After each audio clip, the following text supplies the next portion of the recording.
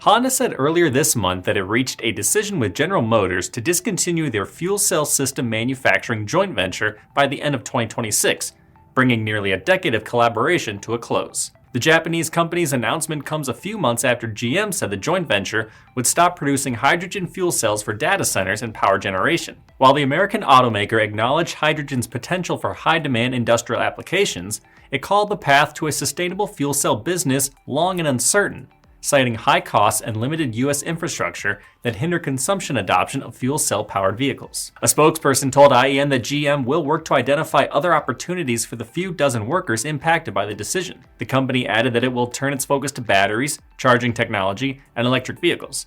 Honda has not said how the discontinuation will affect its workforce.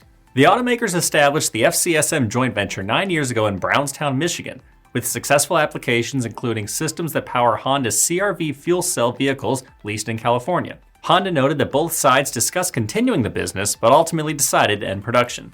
Instead, Honda plans to use its independently developed fuel cell system technologies.